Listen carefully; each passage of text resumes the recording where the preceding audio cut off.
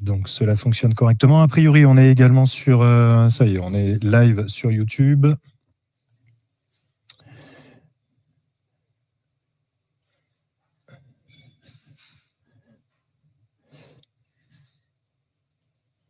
Super, j'ai une réponse. En effet, on nous entend bien, Marc. Marc, est-ce que tu peux parler? Est-ce qu'on t'entend?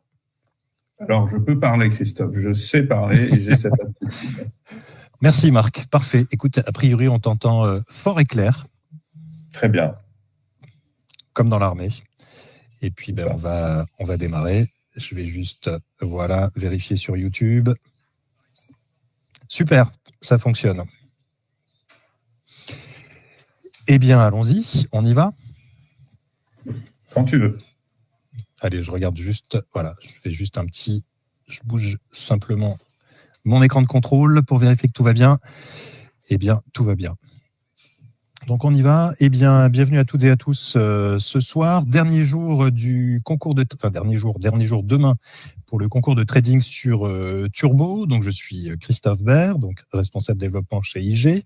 Vous avez l'habitude de me voir assez régulièrement, aussi bien au travers des vidéos et également au travers de différents webinaires. Et ce soir, je suis accompagné d'un grand spécialiste français sur les turbos, Marc Daguerre, président fondateur de la société DT Expert, donc spécialisé sur l'analyse des marchés et notamment dans le conseil sur turbo. Je rappelle que Marc est également partenaire au travers des idées de trading que vous pourrez retrouver donc sur le site d'IG. Je vous remettrai d'ailleurs les liens pour pouvoir vous abonner donc aux idées de trading que propose Marc régulièrement.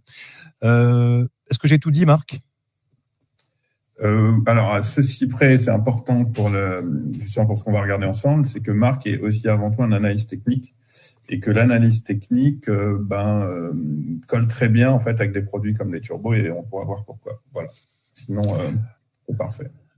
Parfait. Si vous avez bien sûr des questions, vous pouvez les poser dans le chat sur GoToWebinar, mais également sur YouTube. Et j'essaierai donc de les transmettre donc directement à Marc. Alors, avant de démarrer, on va simplement reprendre l'avertissement classique. Je vais juste vous partager mon écran. Voilà. Quelques petites secondes, le temps que cela arrive. On est OK. Donc, concours de trading, donc dernier jour demain. Et aujourd'hui, donc la thématique, c'est quelle stratégie pour la dernière journée. Alors, bien sûr, on ne va pas vous donner forcément la formule magique pour la dernière journée. En revanche, nous allons passer donc différents marchés avec Marc. Nous allons également utiliser l'expertise de Marc pour voir quelles peuvent être les tendances à venir sur différents sous-jacents. Alors, je vais juste avancer la page. Voilà. Donc, classique avertissement sur les risques. Je vous laisse lire la slide rapidement. Simplement pour résumer, bien sûr, ce n'est pas un conseil de trading, mais juste une présentation. Alors d'ailleurs, on est encore ici, je vois sur les slides UGK Trading. UGK Trading, c'était notre partenaire hier soir pour la présentation. Le groupe IG en quelques mots. Donc IG fête cette année ses 50 ans. Bon, simplement, je vous reparle de ça rapidement, le temps de laisser les derniers retardataires arriver sur le live.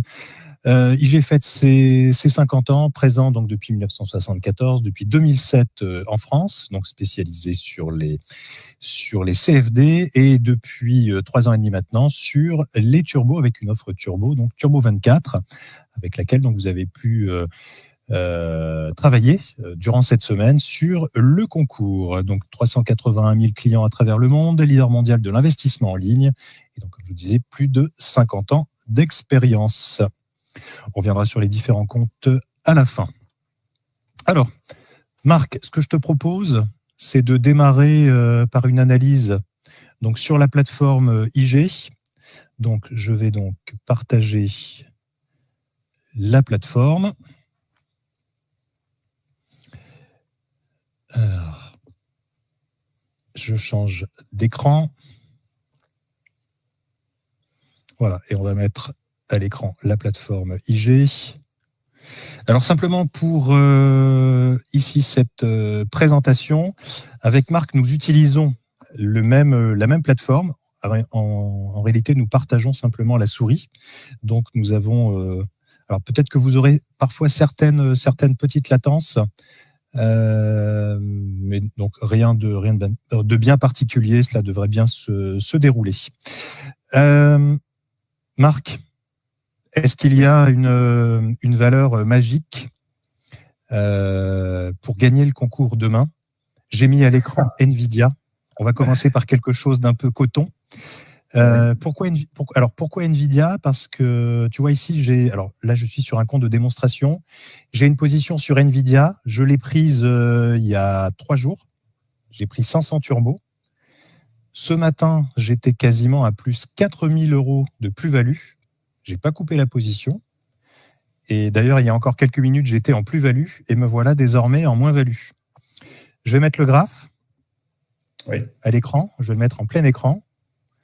Donc, on voit ici, moi j'ai pris le turbo ici avec la barrière de désactivation. C'était un turbo long à 126 925. Là, je suis sur un graphique en journalier. Patatras, aujourd'hui, cette énorme bougie rouge d'ailleurs qui ressemble à un avalement, là, quasiment. On est parti pour faire un joli avalement baissier, non? Qu'est-ce que tu en penses? Alors, globalement, NVIDIA, ça fait partie, c'est certainement une des entreprises qui est dans un trend haussier extrêmement important.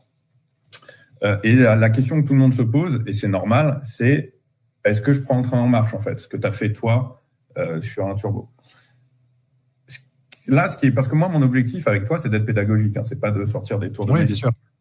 Voilà. Donc, la question, c'est est-ce qu'aujourd'hui, on peut encore rentrer sur NVIDIA? Bon. Est-ce que si je rentre sur NVIDIA, que ce soit demain ou même sur les jours après le concours, hein, pourquoi pas? Est-ce qu'il y a moyen de faire quelque chose, de faire un beau coup? Sur ce qu'on appelle, nous, de l'intraday, c'est-à-dire pour demain, là, c'est beaucoup trop hasardeux pour savoir si une journée, tu vois, là, tu me parlais d'une bougie rouge, par exemple. Tu vois la bougie d'aujourd'hui. Donc, cette bougie rouge ne vient pas. Oui, même si tu parles d'un avalement, bon, moi, je ne suis pas persuadé. Alors, c'est un avalement, hein, techniquement en parlant. Hein, mais tu vois bien que. Parce que si je t'avais dit oui, NVIDIA, ça monte, et qu'on avait fait le webinaire hier, et que les gens seraient rentrés aujourd'hui, ils auraient une bougie rouge. Maintenant, pour autant, ce que moi, je peux dire, plusieurs choses, et ça, c'est important de le noter, NVIDIA ou pas NVIDIA. D'abord, il y a des gens qui disent, oui, alors c'est haut, c'est trop haut, je ne vais pas rentrer sur NVIDIA, c'est trop. Sauf qu'NVIDIA, c'est trop depuis très longtemps. La seule période dans laquelle ça a vraiment consolidé, si tu resserres, c'était entre novembre 2001 et allez, on va dire fin 2022, c'était l'année où il y a eu la montée de l'inflation, etc., et où on a eu une année corrective, hein, pas forcément baissière. En dehors de ça, NVIDIA monte quasiment en flèche régulièrement, et c'est donc une valeur qui a un potentiel important, mais en plus un potentiel inconnu en fait. Quand on est techniquement sur des plus hauts historiques, c'est extrêmement difficile d'avoir une analyse technique avec suffisamment d'indications. Pourquoi? Parce qu'on n'a pas de retracement, parce qu'on est un peu au milieu de nulle part. Les seules choses qu'on peut avoir, c'est effectivement ce qu'on appelle nous des projections de Fibonacci, c'est-à-dire répercuter d'anciens mouvements haussiers sur les mouvements haussiers actuels, éventuellement voir un peu certains indicateurs. Alors NVIDIA, c'est particulier. Pourquoi? Parce que moi, j'ai regardé le RSI et j'ai backtesté le RSI. Ça veut dire quoi? C'est-à-dire que j'ai regardé le RSI et je me suis dit, tiens, est-ce que quand le RSI est suracheté, NVIDIA se retourne et consolide? Bon, évidemment, non. De toute façon, ça se voit. Et à la limite même, on n'aurait même pas besoin de regarder. Pourquoi? Alors, parce que le RSI... Oui. Juste 2 petites secondes, Marc. Justement, je vais montrer à nos auditeurs comment on ajoute le RSI sur la plateforme.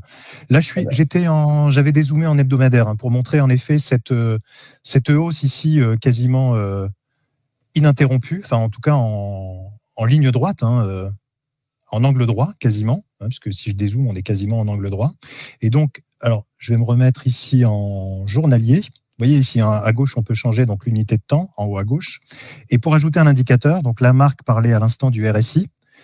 Ici, je clique sur la rubrique indicateurs. Et vous avez ici donc la liste des indicateurs disponibles sur la plateforme. On a RSI ici. Je clique et voilà, nous avons donc le RSI ici en bas. Donc, indicateur de force relative qui nous donne des zones de surachat ou de survente. Tu me coupes si j'ai des bêtises. Non, mais tu dis pas de bêtises pour l'instant. Bon, ça va. Oui, donc effectivement. Donc, ce qu'on peut voir là, c'est que sur votre plateforme, on le voit très bien sur la plateforme IG, lorsqu'on est en surachat, la courbe passe en rouge. Bon. On voit de toute façon que les zones de surachat n'empêchent pas NVIDIA de continuer de monter. Là, exactement comme tu le montres, si tu regardes le début de l'entrée dans la zone rouge, on voit bien qu'à partir de là, voilà, ici, on voit bien qu'NVIDIA a continué de monter. Et on verra ça, même si tu vas... Attends, si j'ai la main aussi. Oui, tu as la main ici, sur le...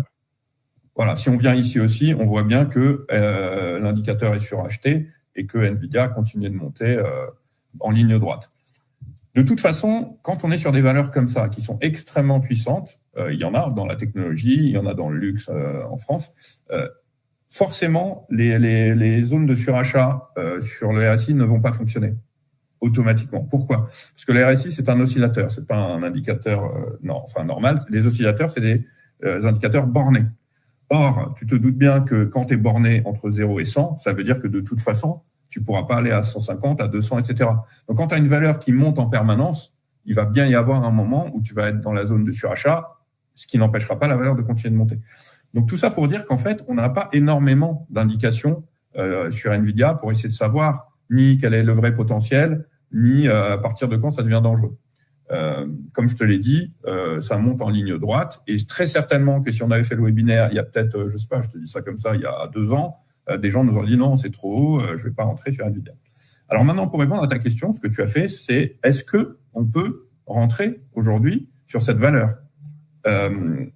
Sur du long terme, ça c'est plus une question, j'allais dire, à mon avis, c'est plus une question fondamentale à laquelle moi je ne répondrai pas. Sur du plus court terme, je pense que au vu de la puissance de la valeur, c'est pas forcément inintéressant. En revanche, ce qu'il faut faire, c'est prendre des stops serrés. Pourquoi ? Parce qu'on voit bien que quand ça monte quand même en ligne droite. Et même si tu veux, cette correction-là, ici, que je vais indiquer ici, elle n'est pas violente en fait. Elle est un peu longue en temporisation, mais elle n'est pas violente dans le sens où elle n'est pas très profonde. Ce qui signifie qu'en fait, elle est saine quelque part. Pardon ? Elle est saine quelque part. Quand on regarde ce graphique sur cet horizon temps, elle est plutôt saine. Oui, et de toute façon, quels que soient les graphiques qu'on va regarder, quand bien même il serait très puissant, il y aura toujours des petites zones d'arrêt, c'est normal. Ne serait-ce que pour quelques prises de bénéfices au passage. Donc effectivement, rentrer sur NVIDIA avec un stop serré, c'est pas forcément idiot, parce que c'est une valeur qui monte, donc on peut très bien se dire pourquoi elle ne continue pas de monter. Et comme on sait que les corrections importantes sont rares, en mettant un stop serré, alors quand je dis serré, c'est quoi ? Tu vois, par exemple ici, la correction, elle est venue jusque-là. Donc, en gros, si je prends le point de repère, voilà, la correction est venue jusque-là. Ce n'est pas suffisant pour s'inquiéter véritablement. Donc, un stop serré, c'est un stop qui serait un tout petit peu plus bas. Et attention, il faut aussi toujours savoir qu'en stratégie de trading, le stop qu'on va prendre va être en fonction de ce qu'on appelle le risk-reward, c'est-à-dire de son plan de trading.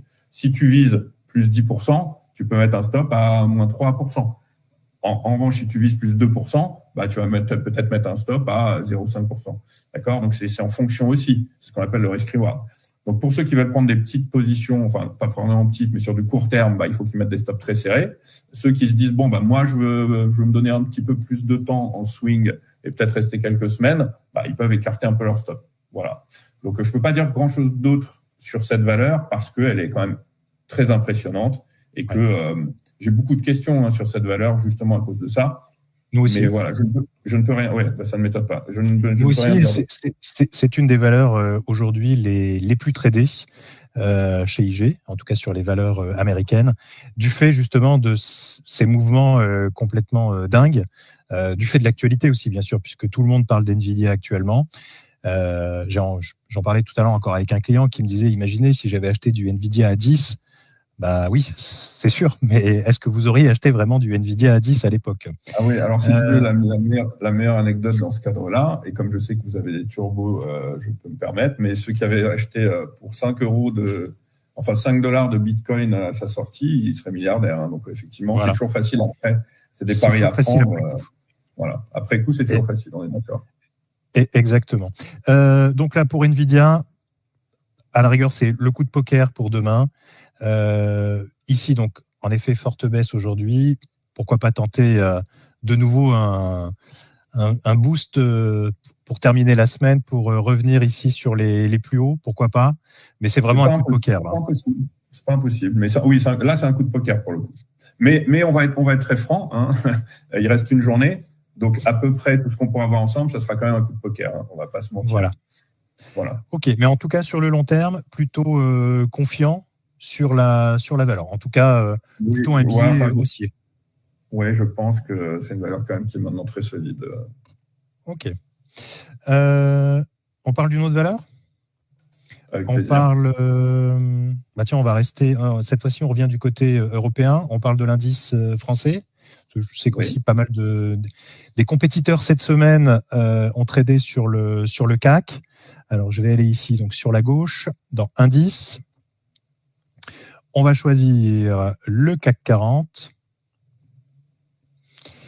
Qu'est-ce qu'on peut dire donc sur le CAC 40 ? Alors, vous voyez ici d'ailleurs, le RSI est resté sur la plateforme. Je vais simplement faire ajouter à l'espace de travail pour l'avoir en plein écran. Tu préfères être en journalier ou dans d'autres unités de temps, Marc ? Non, je pense que journalier, c'est bien là. Ok. Journalier, bon, je te laisse la main. Tu as toujours la main également sur la souris. Donc, si tu veux zoomer, dézoomer, libre à toi d'agir comme bon te semble. Très bien. Alors, pour le CAC 40, là, il y a beaucoup de choses à dire. Avant d'aborder la partie technique, je voudrais aborder... je vais pas dire, c'est pas vraiment du fondamental. Hein. C'est plus ce que j'appelle parfois des astuces, des réflexes qu'on peut avoir quand on travaille sur les marchés.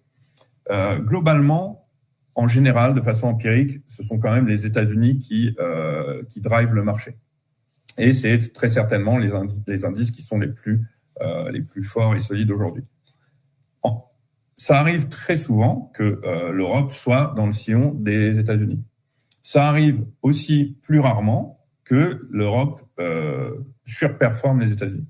Là, on est à nouveau dans une configuration où, alors qu'en début d'année, l'Europe faisait mieux que les États-Unis, là, pour le coup, on a pris un gros bouillon sur l'Europe et on va essayer de voir. Donc, on est déjà dans un contexte où les États-Unis sont solides et où l'Europe est fragile. Évidemment, contexte fondamental qu'on connaît avec les élections européennes, etc. Justement, j'allais te dire pourquoi. Pourquoi ça chute de notre côté et que ça continue de monter du côté des US? En effet, donc je te laisse dérouler.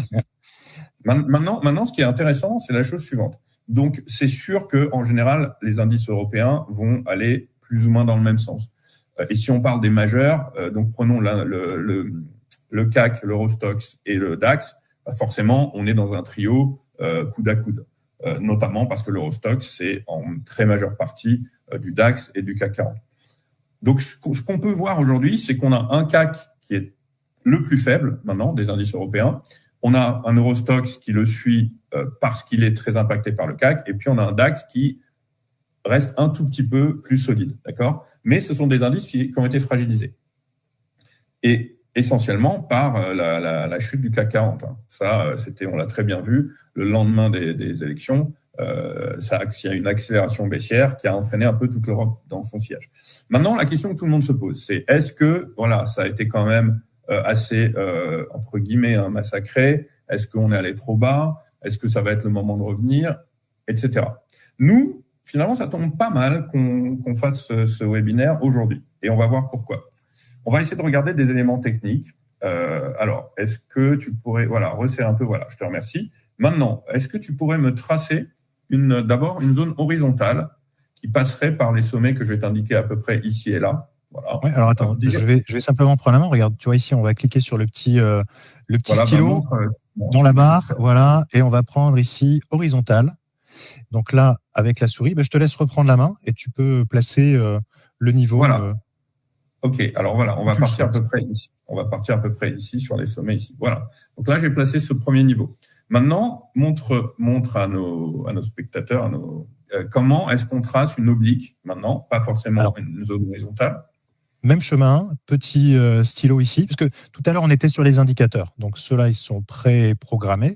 Et ici, simplement, là, vous avez des outils pour dessiner sur les graphes. Donc, dessiner ici, par exemple, une droite de tendance. Donc, pareil, je choisis tendance. Et ici, vas-y, je te laisse la main. Il suffit simplement que tu choisisses un point bas Voilà. et un point Donc, un petit peu plus haut très ou bien. horizontal, Donc là, comme ça tu le souhaites. permet à tout le monde de voir comment on fait. Voilà. Alors, ici, on a déjà cartographié rapidement, avec l'aide simplement de deux droites, une zone importante. Donc, qu'est-ce qu'on peut déduire de ça? Cette droite qu'on a tracée ici, Christophe, c'est ce qu'on appelle, nous, dans notre jargon, et c'est pour moi un des points les plus forts d'analyse technique, dont je me suis quand même fait une spécialité, avec les vagues d'Elliott, bien sûr, c'est ce qu'on appelle un overlap. D'ailleurs, l'overlap tire son origine des vagues d'Elliott. Un overlap, c'est quoi? C'est une zone de résistance majeure, quand tu es dans une tendance haussière, qui, une fois qu'elle est dépassée, peut venir jouer le rôle de support. C'est un peu comme une borne qu'on appelle une borne de polarité. D'accord? En fait, l'overlap, c'est une borne de polarité horizontale. Donc ici, on voit qu'on est en train de venir tester un petit peu cette zone-là. De surcroît, lorsqu'on a tracé la droite qui passe par ces deux derniers points bas, on arrive également au point sur lequel on est aujourd'hui. Ça nous donne un état des lieux très intéressant. Pourquoi? Parce que en termes techniques, c'est des zones comme ça qu'on a besoin de repérer. Est-ce qu'il faut acheter? Est-ce qu'il faut vendre? Est-ce qu'il faut attendre? Il ne faut pas vendre. De toute évidence, c'est trop tôt, parce qu'on a quand même encaissé une baisse assez importante, et que même si elle n'est pas terminée, ce qui est tout à fait possible, un rebond intermédiaire n'est pas du tout inenvisageable. Ensuite, on est sur une zone de support. Cette zone de support correspond à la fois au croisement de l'overlap qu'on a tracé et à l'oblique de support qu'on a tracé également. Tant que cette zone-là tient, pour nous, c'est aberrant, c'est un peu fort, hein, mais disons que ce n'est pas légitime de se mettre à la vente. Contre nature, en quelque sorte. Oui, en tout cas, en général, quand on fait de l'analyse technique, vendre un support, c'est jamais une bonne chose. En revanche, si le support vient à craquer, là, oui, ça devient très intéressant, parce qu'on sait aussi, nous, analyse technique, que, 7, 8, 9 fois sur 10, quand on repère un niveau très fort, que ça soit une droite, un canal, un overlap, un triangle, tout ce que tu voudras, à partir du moment où on casse ce niveau, 9 fois sur 10, 8, 9 fois sur 10, ça fait 25 ans que je fais de l'analyse technique, et ben on a une accélération, pardon. Alors maintenant, donc ça, déjà, on a vu qu'il fallait pas vendre. Est-ce qu'il faut acheter?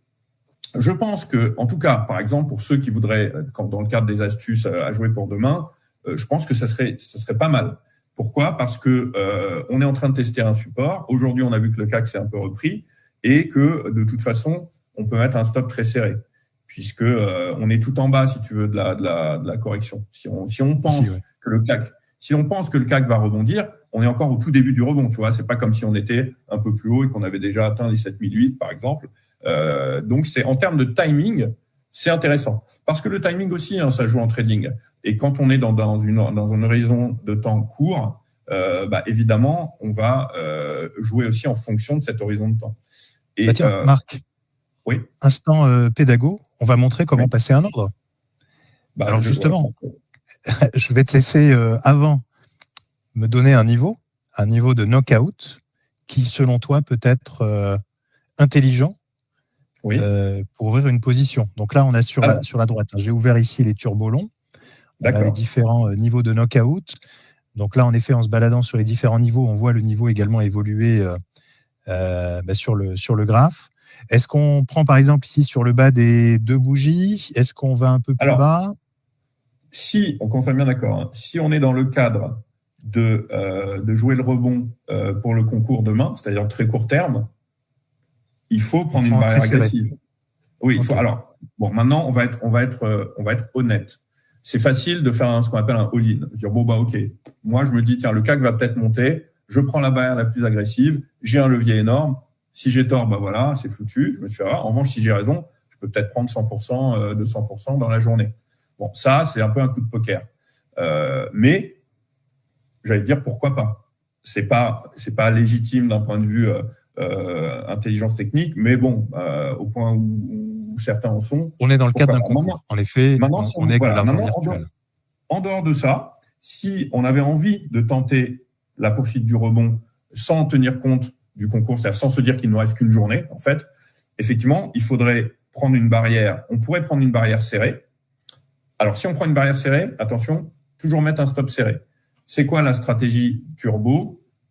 Donc, sur un call, Christophe, quand on prend un call, on a forcément une barrière qui va être en dessous des niveaux actuels du CAC 40. Exactement. Puisque c'est la zone qu'on ne veut pas toucher. Il faut toujours mettre un stop entre le niveau du CAC et la barrière pour éviter les désactivations. De ce fait, il faut, dans un premier temps, se dire où est-ce que j'envisage mon stop, moi, technique. Et par exemple, si je me dis, là, j'ai l'impression qu'au-dessous des 7550, ça commence à être un peu difficile pour moi. Dans ce cas-là, je vais mettre mon stop à 7550. Après, si je veux être agressif, je peux prendre par exemple une barrière autour des 7004. Voilà. Et je vois que tu as des barrières autour des 7004 qui correspondent quand même à des leviers importants. Celle-ci, par exemple, 7390 avec un effet de levier 27. Voilà. Donc, si vous souhaitez placer un ordre, il vous suffit donc simplement d'ouvrir le ticket d'ordre. Vous avez ici donc le type d'ordre. Donc là, on va laisser un ordre au marché. On peut utiliser ici, bien sûr, la quantité.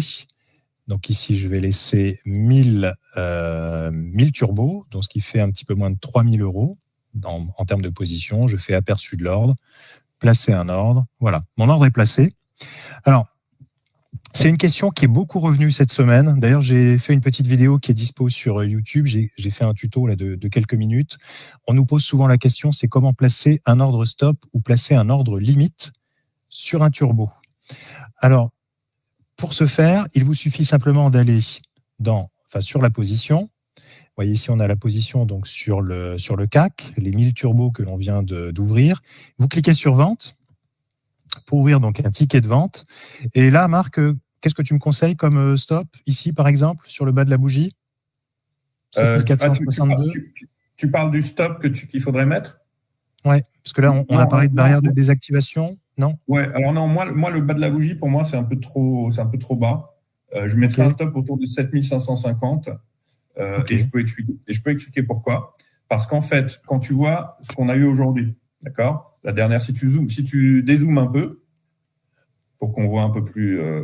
non, dans l'autre sens, pardon. Là tu as zoomé. Ah non, zoomé, pardon, c'est ma faute. Oui, si tu zoomes, voilà. Voilà, exactement. Voilà, si tu zoomes, essaye de mettre le niveau des 7550, que les gens puissent le voir à peu près. Alors attends, je vais le dessiner, je vais réouvrir. Alors attends, hop. Tu veux 7550, on va tracer une droite. 7500, voilà, à peu près ici. Hein. Voilà, à peu près, c'est exactement ça.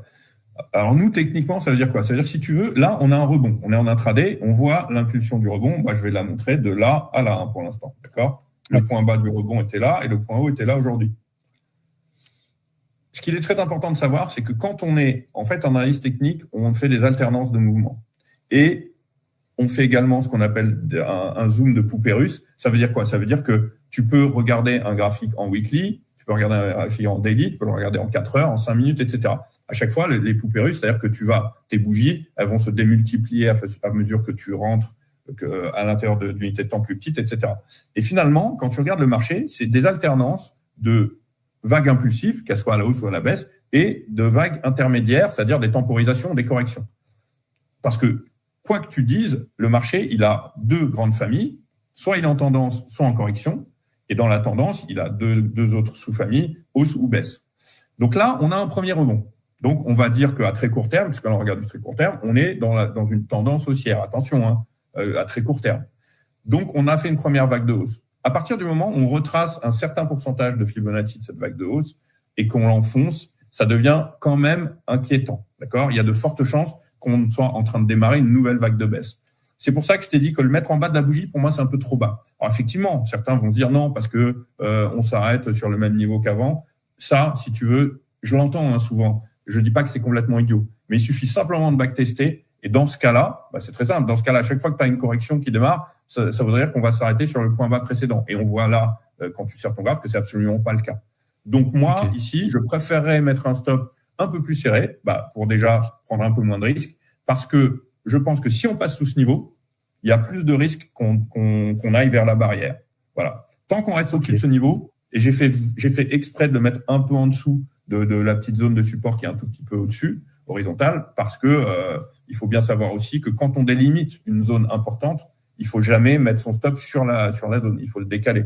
Okay, par exemple, tu observes une droite de support forte, en aucun cas, si tu achètes, tu vas mettre ton stop sur la droite. Il faut mettre ton stop sous la droite. Parce que, par définition, la droite peut être testée, voire même relativement, un tout petit peu enfoncé, mordu, ce que j'appelle mordu. Mais c'est complètement aberrant de mettre un niveau de stop sur une zone de support ou sur une zone de résistance.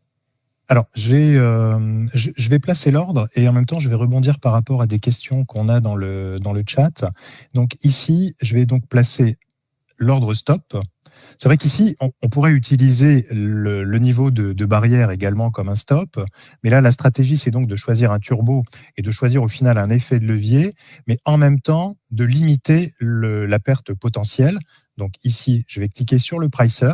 Et c'est là où justement on fait la différence. Il faut bien faire la différence par rapport au niveau que vous allez placer, puisque vous voyez ici en utilisant ce pricer, on va mettre le niveau du sous-jacent, c'est-à-dire 7550 points, et ça vous calcule automatiquement la valeur pour placer votre stop donc sur le turbo. Vous voyez qu'actuellement le turbo, lui, il vaut 2,85, donc là on va placer un stop à 1,79. Donc je fais aperçu de l'ordre. Alors par rapport à ça, on va donc ici, vous voyez, ça nous calcule automatiquement le gain ou la perte potentielle par rapport à ce niveau de stop. Donc je fais, alors attendez, je vais changer ici, on ne va pas mettre ordre au marché, on va mettre ordre limité. Parce que si j'avais validé un ordre au marché avec une limite, il m'aurait dit c'est pas bon. Donc on fait copier sur le ticket d'ordre, voilà. J'ai ici le gain ou la perte potentielle par rapport à cette position si le stop est touché, je fais aperçu de l'ordre, mon stop est touché, et voilà. Donc ça veut dire que si le marché se retourne et vient toucher 7550 points, ma position turbo est donc désactivée, hein, elle est vendue, et avec une perte, donc on l'a vu, d'un petit peu plus de 2000 €. La question que j'avais dans le chat, c'était si le KO du turbo est touché, dans l'exemple, de combien sera la perte? Eh bien, la perte, lorsque votre KO est touché, correspond à l'intégralité du montant que vous avez investi. Puisque dès lors où les prix du sous-jacent se rapprochent de la barrière de désactivation, le prix de votre turbo va se rapprocher de 0. Cela veut dire que si la barrière de désactivation est touchée, eh bien votre turbo vaut 0 et donc vous avez perdu l'intégralité. Ici, l'intérêt en plaçant donc un stop, c'est que vous ne perdez qu'une partie donc du montant investi. Alors, j'ai une autre question, c'est comment placer une limite. Alors, le fait d'avoir, et alors, je vais faire plusieurs questions à la fois, le fait d'avoir validé, ça a annulé la position. Alors, non, ça n'a pas annulé la position, elle est toujours là. On a une position ici avec un stop, d'ailleurs, ce stop, on le retrouve normalement.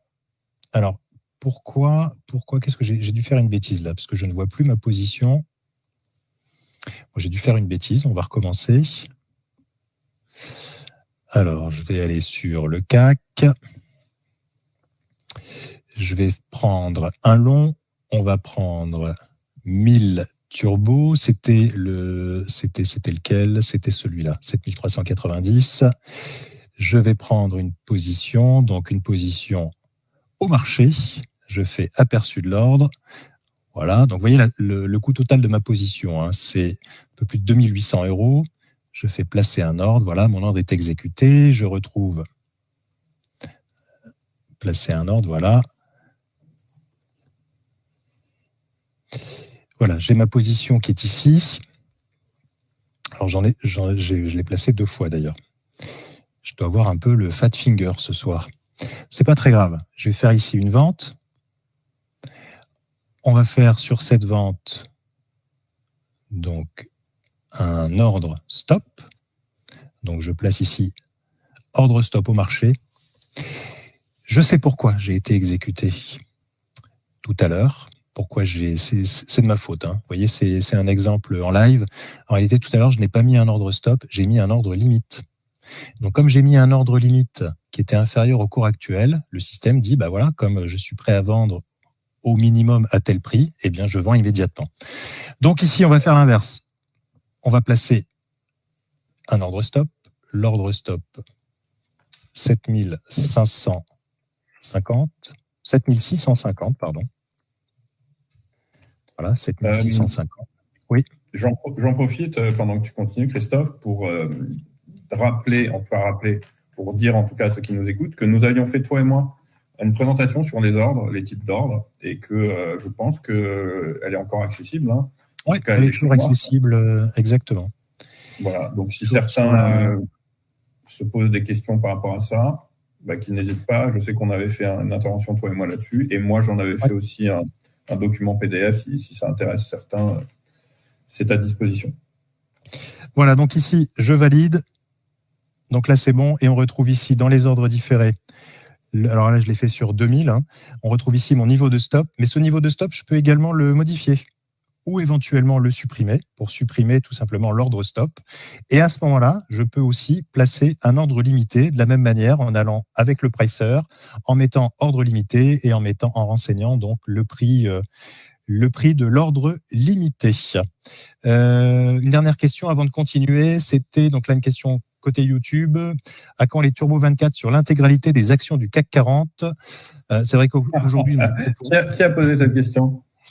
C'est un intervenant sur la partie YouTube. Je sais pourquoi ça te fait rigoler, Marc. Voilà. Parce que moi aussi, ça me ferait plaisir. Ouais, on travaille. Mais je tiens quand même à dire, étant quand même un spécialiste de ces produits, que la gamme IG, alors peut-être que sur la France, parce que c'est un broker anglais à l'origine, il y a encore un petit peu des choses à faire, mais globalement, on trouve quand même énormément de sous-jacents qu'on ne trouve pas facilement ailleurs. Voilà. Donc, notamment sur les actions US ou sur différents autres. Et Europe, en effet. On continue, Marc ? Oui, bien sûr. Toujours sur la plateforme. Là, on a parlé du CAC. Oui. On passe de l'autre côté de l'Atlantique. On parle des US. On peut parler des US et en se gardant un petit peu de temps pour le gold qui va être intéressant après. Ouais, il nous reste 20 minutes. Hein. Très bien. Donc, les US. Bon, déjà, en global, et après, tu pourras montrer les graphiques. Donc, il y a ce qu'on appelle le trio majeur américain, à savoir le S&P 500, le Nasdaq et le Dow Jones. Petit rappel rapide, le Nasdaq, c'est l'indice à composante essentiellement technologique, même si parfois il y a des anomalies et qu'on peut trouver des technos dans le S&P ou inversement. Le S&P, lui, c'est l'indice de référence, parce qu'il regroupe 500 des plus grosses sociétés américaine, tous azimuts, que ce soit de l'industrie, de la technologie, etc. Et puis, on a le Dow Jones, qui est en fait l'indice un peu empirique. C'était le premier indice américain. C'est un indice dans lequel on trouve 30 valeurs, donc c'est un indice qui n'a pas du tout la même amplitude que les autres. Et pourquoi je dis ça ? Parce que c'est important. Le Dow Jones, si tu veux, il est dans les phases on va prendre une phase on va dire, annuelle, et on va voir le bilan des indices américains.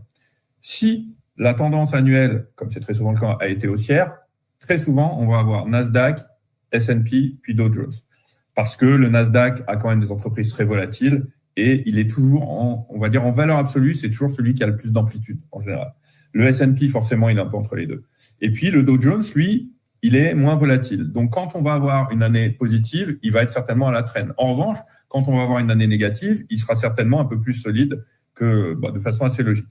Et j'ai fait toute cette introduction parce que on est aussi aujourd'hui dans un cadre où on a quand même un S&P et un Nasdaq qui sont quand même encore solides. Et là, comme tu le montres, on a un Dow Jones qui, lui, est un peu plus hésitant. Si tu passes rapidement sur le Nasdaq ou sur le S&P comme tu veux, on va tout de suite voir la différence sur les derniers mois. Voilà. Là, on est sur le S&P. Voilà. Là, on est sur le S&P, donc on voit bien quand même que c'est plus impulsif que ce qu'on avait tout à l'heure. Et le Nasdaq, ça sera pareil, sinon un peu plus d'ailleurs. Donc, effectivement, voilà, on voit très clairement que le S&P et le Nasdaq ne sont pas dans la même configuration que le Dow actuellement, qui lui a un tout petit peu plus de mal. Bon, ça arrive, c'est pas fréquent, mais ça arrive. En général, les trois indices sont quand même un peu main dans la main, mais ça peut arriver évidemment qu'il y ait des petites distensions qui ne durent jamais très longtemps. Tu vas pas voir un Dow s'effondrer et un S&P exploser en même temps. Bon. Mais tu peux avoir des phases correctives plus importantes sur l'un ou sur l'autre d'ailleurs. Donc sur le dos, là, on est dans ce qu'on appelle une sorte de boîte. Tu vois, tu pourrais dessiner presque un petit carré dans la consolidation à l'intérieur de laquelle on est. Tant qu'on est dans cette boîte, on ne peut pas véritablement trancher. Techniquement parlant, hein.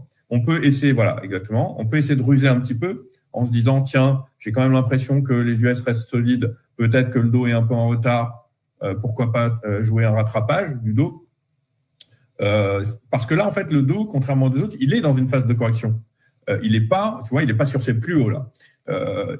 À l'intérieur de cette phase, on ne sait pas quand est-ce qu'il va en sortir. Mais ça peut être intéressant de tenter, hein, là, pour le coup, un petit pari en se disant, bon, moi, j'ai pas l'impression que les US vont se retourner, donc je pense que le dos a du retard et qu'il se pourrait qu'il rattrape ses confrères. Maintenant, de toute façon, il est au milieu de la boîte. Donc, il n'y a pas énormément de risques pour la raison suivante. Si jamais je décide d'acheter le dos, qu'est-ce que je vais faire? Je vais mettre un stop. Allez, au maximum, ça dépend sur quel horizon de temps, mais je peux mettre un stop soit sur le bas de la boîte, si je vise, je sais pas, plusieurs mois. Si je vise quelques jours, je vais mettre un stop, on va dire à peu près à ce niveau-là, au niveau de cette bougie-là, comme je te l'ai dit tout à l'heure, pour des raisons de retracement, voire un peu plus haut.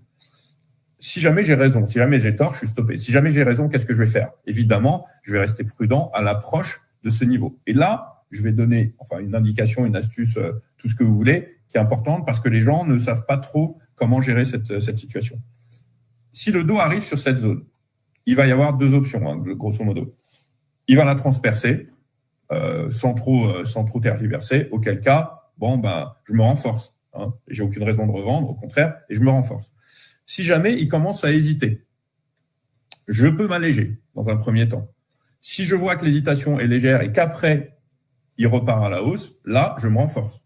Donc, en fait, je récupère plus que ce que j'ai allégé. En revanche, si je vois qu'il commence à tergiverser et que finalement, la tergiversation se prolonge, là, je revends l'autre partie de ma position. Donc, j'avais vendu la moitié parce qu'on ne sait pas ce qui va se passer par la suite. Donc, ça, c'est en fait, quand on arrive sur des zones comme ça, c'est le réflexe qu'il faut avoir, toujours. Il ne faut pas se dire, j'arrive sur la zone, j'ai peur, je revends. Évidemment, il ne faut pas non plus se dire, c'est bon, ça monte, je suis sur la zone, je renforce. Il faut attendre de voir ce que la zone donne, en fait. Si la zone tient, je deviens prudent. Si elle ne tient pas, en revanche, là, je peux renforcer. Parce que quand on sort de zone comme ça, moi, je ne mets pas ma main à couper parce que j'ai besoin de mes deux mains encore pour un certain temps, même si j'ai le même âge que j'ai aujourd'hui. Mais en fait, si jamais on sort de cette boîte, moi, je parierais 9 chances sur 10 pour que le dos accélère et marque une nouvelle vague de hausse. Parce que c'est en fait une sortie de correction. Les sorties de correction impliquent toujours un nouveau mouvement dans le sens de la sortie. Voilà. Donc, c'est pour ça que le dos aujourd'hui est peut-être un peu plus intéressant parce qu'en termes de timing, il est un peu plus, on est un peu plus en retard.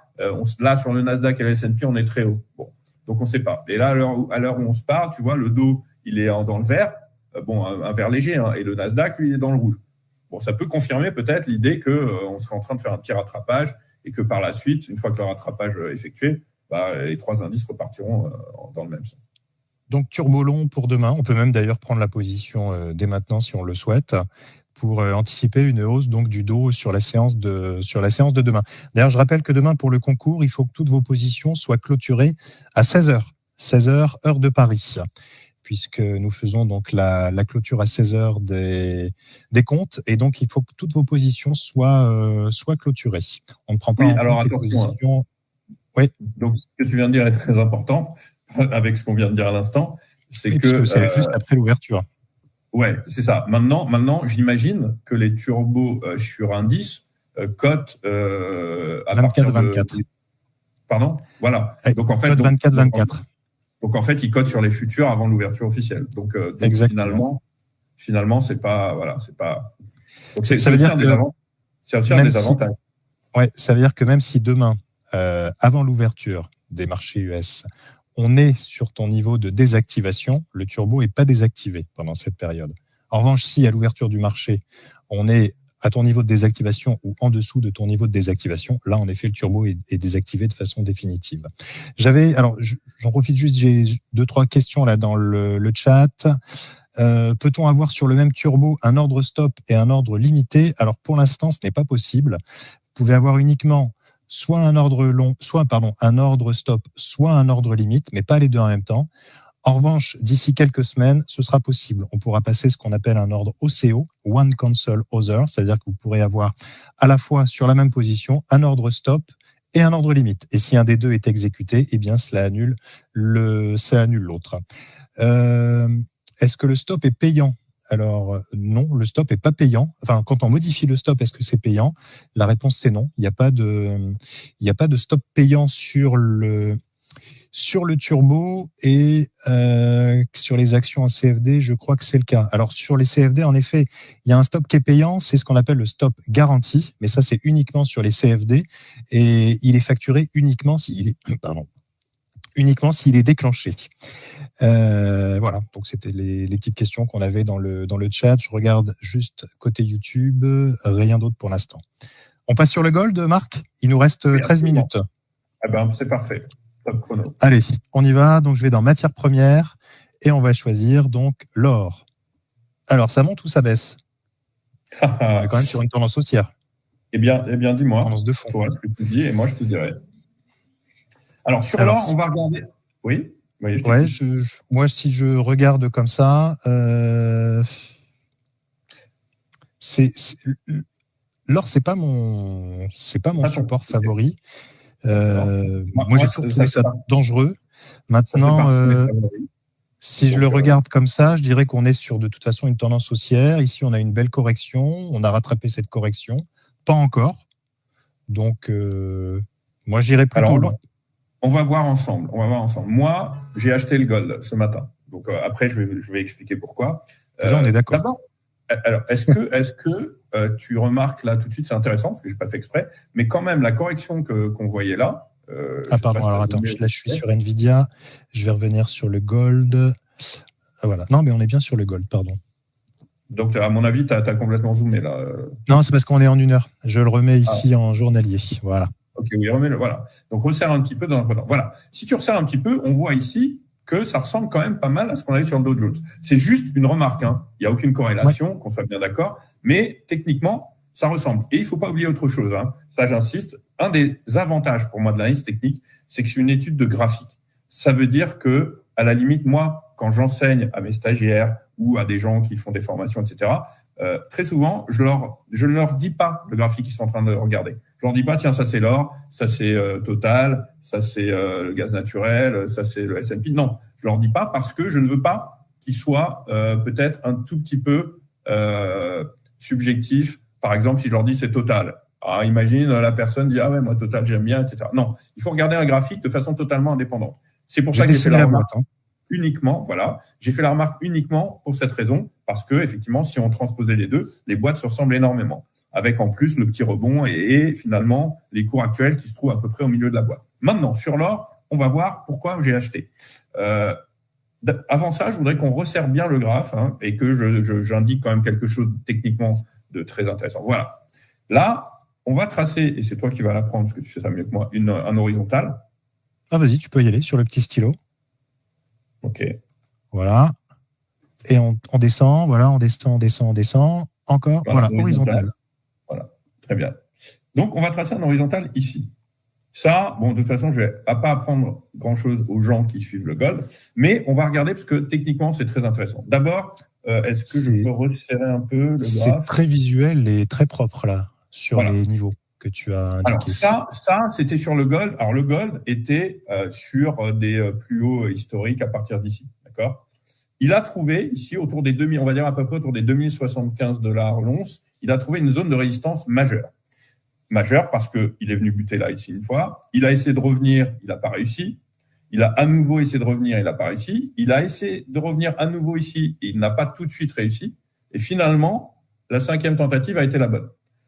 Ce que je te disais tout à l'heure, on le voit ici de façon très concrète. Lorsque on a une zone technique très forte et qu'elle est cassée dans un sens ou dans l'autre, je t'ai dit 9 fois sur 10, tu vas accélérer. Tu vois bien ici l'accélération qu'il y a eu sur le dépassement de cette zone.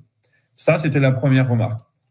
Cette remarque, elle est aussi importante pour moi parce que, pour moi, le dépassement d'une zone comme celle-là, qui est une zone de très long terme finalement, puisque c'était en plus la zone de résistance historique, ça offre un potentiel pour moi qui est loin d'être épuisé. Ensuite, pour ceux qui font un peu de fondamental, on me dit tout le temps, oui, alors l'or, c'est la valeur refuge. C'est vrai. Qu'est-ce que ça veut dire? Ça veut dire que lorsque les indices commencent à trembler un peu, les investisseurs peuvent se réfugier sur l'or. Attention toutefois de ne pas confondre valeur refuge avec valeur contre-indicative. Ça veut dire que tu peux très bien être dans des phases de marché où l'or et les indices montent en même temps. D'accord? Là, on n'a pas le temps, mais moi, j'ai fait une étude mensuelle très intéressante sur les grands mouvements de marché où là, effectivement, on voit en gros que depuis les années 80, quand l'or est dans une forte phase de hausse, les indices sont plutôt dans une phase de correction, temporisation, et lorsque l'or est dans une phase de temporisation, les indices montent. Voilà, je ferme la parenthèse. Maintenant, on va voir pourquoi j'ai acheté l'or. Si tu veux, ici, on a le dépassement, d'accord? Et on a des alternances de vagues. Si je pars d'ici, pour que les gens comprennent, j'ai une première vague de hausse ici qui a été corrigée jusque-là. Très bien. Après, sur un autre horizon de temps, c'est-à-dire un autre, ce qu'on appelle nous en Elliott un cycle, ici, j'ai une première vague de hausse avec une correction ici. Et puis là, j'ai une nouvelle vague de hausse et je suis dans ma correction. Techniquement, en Elliott, il manque au moins une vague de hausse. Je dis bien au moins parce que logiquement, il en montre au moins une pour finir ce mouvement-là. Et après, on attend une correction. Et après, il en manquera encore une par rapport au mouvement qui a démarré ici. De toute façon, quand bien même certains ne seraient pas convaincus en Elliott, on voit l'alternance des hausses et des corrections. Là, on a une hausse et on est dans une correction. Je n'ai pas l'impression qu'il y ait beaucoup d'indications, même en regardant le RSI qui est sur sa zone de neutralité, qu'il y ait des contre-indications à se dire bon, bah, ça peut encore monter. Moi, je pense au contraire que, en plus, le rebond qu'on a eu aujourd'hui a confirmé notre entrée en position, que cette boîte-là va finir par être dépassée à la hausse. Et quand bien même je ne la dépasserai pas, tant que je ne l'enfoncerai pas, tant que je n'en sortirai pas à la baisse, je garderai ma position. Parce que je reste, pour moi, convaincu qu'on est dans une temporisation et pas dans une figure de retournement. Voilà, donc c'est la raison pour laquelle je suis rentré, parce que le timing était bon, parce que j'étais pas loin du bas de ma boîte, qu'on avait quand même commencé le rebond, parce que certains m'auraient dit, mais pourquoi tu n'as pas acheté plus bas sur le bas de la boîte? Parce que j'ai besoin de confirmer, moi. Hein, ça aussi, c'est très important. Hein, OK, exemple. On va prendre l'exemple ici, c'est très net.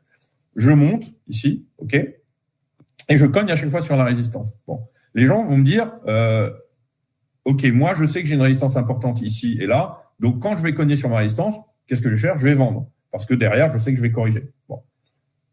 Ce qu'il faut faire quand tu es dans des zones comme ça, jamais vendre quand tu arrives sur la résistance, parce qu'à un moment, ta résistance va être dépassée. En revanche, si tu vois que la résistance tient et que tu commences à consolider, là, tu peux vendre avec plus de certitude. Évidemment, tu ne seras pas à l'abri d'un bull trap, comme ici, par exemple. Tu vois que ça commence à corriger, mais après, tout de suite après, ça repart. Mais globalement, tu auras beaucoup plus de probabilité d'avoir raison en attendant un petit peu de vérifier si la zone que tu surveilles tient ou ne tient pas. C'est pour la raison pour laquelle je n'ai pas voulu acheter tout en bas de la boîte. Mais quand j'ai vu que ça commençait à rebondir sur la boîte, je me suis dit, là, je suis dans un bon timing, je rentre. Voilà. Donc, on est aujourd'hui le 20 juin 2024, la veille de l'été. On peut noter que nous, j'ai des experts, on est rentré à peu près autour des 2330 sur l'or. Bah, comme ça, les gens qui nous écoutent, dans quelques mois, ils se diront, tiens, Daguerre, il avait peut-être raison. Peut-être pas, hein. Mais voilà. Moi, on va dire que je me mouille et on verra si on a eu raison ou pas. Ok, donc acheteur sur le gold. Donc, pourquoi pas aussi pour le concours de demain, terminer avec un turbo long donc sur le gold. Donc je le répète, hein, demain fermeture du concours, fermeture des positions obligatoires, donc avant la clôture du concours à 16h. Tiens d'ailleurs, pour terminer, et je regarderai si on a des questions, puisque Marc, tu proposes, comme je le disais en introduction, tu proposes donc des idées de trading oui. Au travers donc des Turbo 24. Je vais simplement vous mettre à l'écran les liens que vous allez pouvoir charger directement sur votre téléphone pour vous inscrire. C'est gratuit. Vous allez pouvoir recevoir les alertes de Marc sur les Turbo 24 gratuitement. Donc, on y va. Je vais partager. Voilà, donc on revient ici sur l'écran de présentation de tout à l'heure. Donc chez IG, plusieurs types de comptes, compte risque limité, compte non négatif, compte professionnel, mais là on est plus sur la partie CFD. Vous pouvez bien sûr ouvrir un compte turbo. Je remettrai d'ailleurs dans la description, notamment sur YouTube, tous les liens pour ouvrir soit un compte réel, soit un compte de démonstration donc sur Turbo. C'est gratuit. Hein. Ça vous permet donc de tester la plateforme avec un portefeuille virtuel. D'ailleurs, si vous participez au concours de trading, vous avez déjà un compte de démo Turbo. Ici, je vous ai mis à l'écran donc les différents QR codes. Vous pouvez retrouver donc nos réseaux sociaux, ici au milieu en rouge. À droite, les podcasts, puisque nous publions quasi quotidiennement les podcasts donc d'Alexandre Baradez. Et puis, sur la gauche, vous avez les idées de trading. Donc, de nos différents partenaires, dont Marc, bien sûr, qui nous envoie donc des idées de trading régulièrement, sur Turbo 24. Donc, il vous suffit simplement de cliquer ici sur le QR code, enfin de photographier le QR code. Ça vous amène directement sur la page d'inscription. Il vous suffit de laisser votre adresse mail. Et dès que Marc publie une recommandation, vous la recevez donc dans votre boîte mail. Et je précise aussi que tu publies une recommandation, notamment lorsque tu coupes une position. Oui, absolument. Tu fais les deux. Oui, c'est-à-dire que nous, on a ce qu'on appelle un service clé en main. Pour nous, c'est le vrai suivi, c'est une vraie façon de s'engager en fait. Attention, je ne juge rien ni personne, mais c'est vrai que ça m'arrive de voir ici ou là des gens qui disent bon bah voilà, nous aujourd'hui on achète ça, merci, au revoir et débrouillez-vous. Non, nous on achète, on dit si on achète ou si on vend. Enfin, si on prend un call ou un put, un short ou un long, et on suit la position. Et si on estime qu'il faut la revendre parce qu'on est dans le bon sens, on la revend. Si on estime qu'il faut la revendre parce qu'on n'est pas dans le bon sens et qu'il vaut mieux couper ses pertes, on l'indique également. Voilà. Sachant que je précise également, ça c'est important, puisque sur chaque opération que tu proposes bien donc également une stratégie en termes de money management avec un objectif de vente, donc en gain bien sûr, mais également un objectif de coupure de position si le scénario donc s'inverse et va en la défaveur du scénario initié au départ, et donc tu n'hésites pas à couper les positions si elles partent dans le mauvais sens. D'ailleurs, c'est ce qu'on vient de voir avec ton exemple tout à l'heure, où tu n'hésites pas donc à placer un ordre stop en plus de la barrière de désactivation donc sur le turbo. Je voulais vous montrer également une dernière chose, puisque là, ici, vous nous suivez en même temps sur YouTube et en même temps donc sur GoToWebinar, donc avec IG Academy. Je vais vous mettre ça à l'écran. Hop, le temps pour moi juste de changer l'écran en diffusion. Voilà, je reviens sur vous allez voir la plateforme. Voilà, donc vous avez la plateforme à l'écran, mais ici, vous voyez, donc sur IG, sur le site IG, vous allez, alors je vais revenir sur la page d'accueil, voilà, vous allez dans formation IG Academy. Donc là aussi, c'est totalement gratuit, que vous soyez client ou pas client d'ailleurs. Vous avez un accès à des séances de formation, des chapitres, des cours en ligne, notamment sur l'analyse technique, sur les fondamentaux de l'analyse technique, et également les différents donc, webinaires et séminaires que nous proposons. Donc, vous voyez ici, donc ça c'est le séminaire d'aujourd'hui. On va regarder si on a quelque chose demain. On n'a rien demain. Et on va scroller sur la semaine prochaine. Alors, voilà, ici, on a un jeu. Oui. Je me permets de mettre dans le chat, pour ceux qui voudraient, notre adresse mail, pour ceux qui voudraient poser des questions plus particulièrement à DT Expert. OK. Je relayerai également dans les liens, et notamment dans le premier commentaire épinglé de la vidéo, si tu veux, je remettrai également DT Expert, le lien vers le site. Alors, est-ce qu'on a encore... tu vois, on a un message qui nous dit « Je confirme le sérieux de DT Expert ». Laurent, qui nous dit dans le chat que tu es... C'est mon frère. Non, je plaisante. Mais merci Laurent. Mais je veux bien son nom de famille, parce que des Laurent, j'en ai pas mal. Ouais. Alors, je te le donnerai en off. Oui, bien sûr. Oui, bien sûr. Voilà. Merci Laurent. Hors version publique. Eh bien voilà, écoutez, on a fait le tour. Je vous souhaite à tous et à tous une dernière bonne journée en termes de trading sur la plateforme. N'hésitez pas, comme je vous le disais tout à l'heure, à aller jeter un œil sur la chaîne YouTube d'IG, où vous retrouvez donc les différentes vidéos, donc les vidéos pédagogiques, les différents replays de cette semaine, les vidéos d'Alexandre Baradez. Et puis, Marc, on se donne rendez-vous prochainement pour une nouvelle idée de trading. Ah oui, pour une idée de trading très prochainement, et pour un webinaire quand tu veux. Et puis pour un webinaire également, là aussi, très prochainement. En tout cas, merci à toutes et à tous. Et puis, bonne chance pour demain et à très bientôt. Bonne soirée. Merci. Bonne soirée. Au revoir. Merci Christophe. Au revoir. Au revoir Marc.